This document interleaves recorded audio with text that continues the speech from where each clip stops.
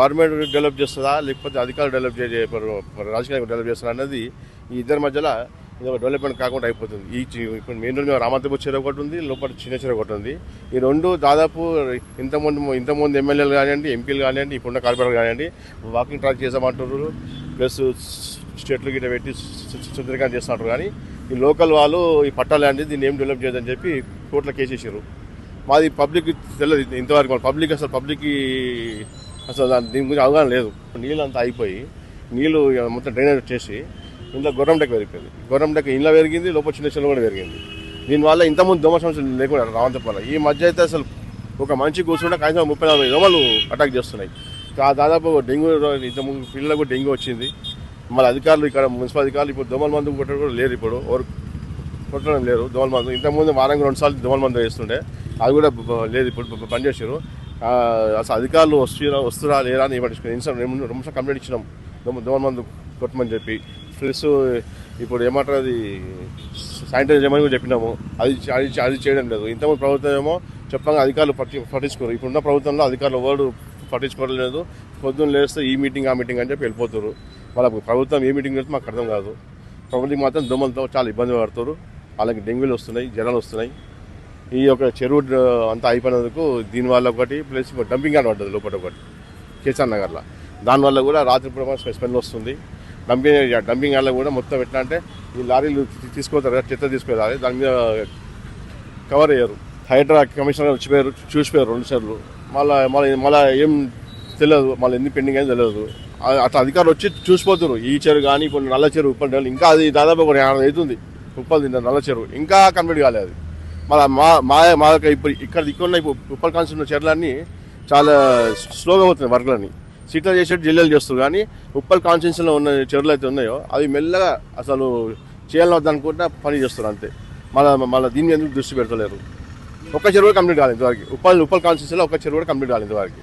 ఒక walking track చేయలేదు, ఒక చెరువు సుందరీకరణ చేయలేదు. సిటీలో వాళ్ళు 2 చేసి చూపించారు, మళ్ళీ మా దగ్గరికి వచ్చేవారికి ఎందుకు చూపిస్తలేరు. ఇక్కడ ఎమ్మెల్యే కూడా సపోర్ట్ ఉన్నారు బాగా, గవర్నమెంట్కి ఎమ్మెల్యే కూడా సపోర్ట్ ఉన్నారు, ఫండ్స్ తెస్తున్నారు. మరి ఇక్కడ ఎంపీఆర్ సార్ ఉన్నారు, ఎంపీఆర్ కూడా ఇన్ఛార్జ్ ఉన్నారు, అతను కూడా ఫండ్స్ ఇస్తున్నారు, అతను కూడా మనం చేస్తుంది. కానీ మన అధికారులు అంత మూవ్మెంట్ లేదు.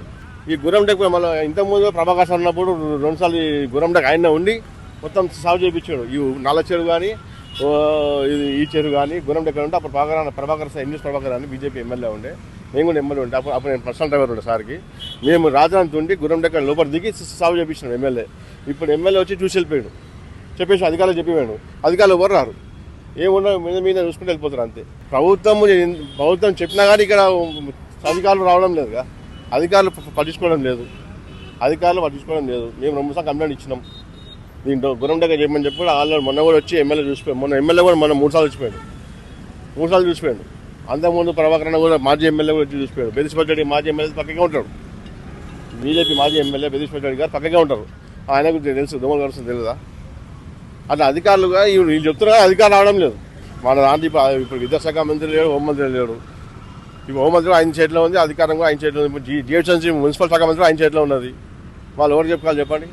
ఇంతకుముందు అంటే మున్సిపల్ శాఖ మంత్రి ఉండే కేటీఆర్ గారు ఉండే, అప్పుడు అంటే పోయి వినతి పత్రం ఇస్తుండే, ఆయన ఇమీడియట్లీ యాక్షన్ తీసుకుంటే. ఇప్పుడు వినతి పత్రం మీద కూడా మంత్రి లేడారా, ఎవరికి ఇమ్మంటారు చెప్పండి. సీఎం దగ్గర ఎవరు రానియారు, సీఎం దగ్గర రానియారు, వినతి పత్రం వినియారు. మళ్ళీ ఎవరికి ఇవ్వాలి. జిహెచ్ఎంసీ